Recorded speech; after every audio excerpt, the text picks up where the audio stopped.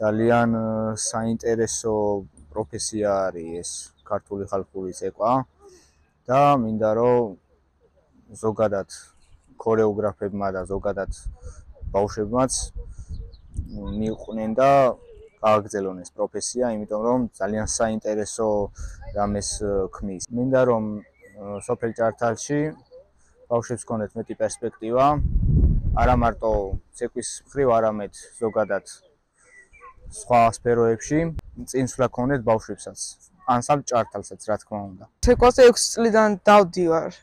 ეს ანსამბლი 2 წელიერად შეიქმნა და 2 წელია როგორც კი შეიქმნა, იგივე შემოვიდი ამ ანსამბლში.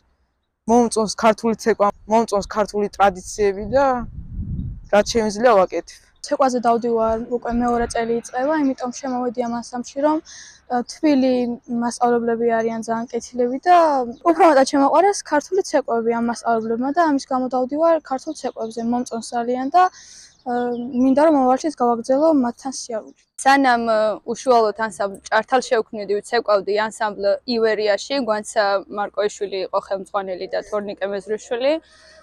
რაღაც პერიოდის შემდეგ როცა უკვე სკოლას ვამთავრებდი, შემომთავაზა გვანცამ, რომ გამეგრძელებინა ქორეოგრაფიული განხრით ცეკვა და პედაგოგ ქორეოგრაფთა ინსტიტუტში ჩავაბარე. შემდეგ რამოდენიმე წელი ვიყავი დამხმარე რეპეტიტორი ანსამბლ ივერიაში და სულ ახლახანს მეორე წელია რაც საკუთარი ანსამბლი მაქვს, ანსამბლი ჭართალი, ამ სოფელში, ამ ლამაზ გარემოში შევქმენი.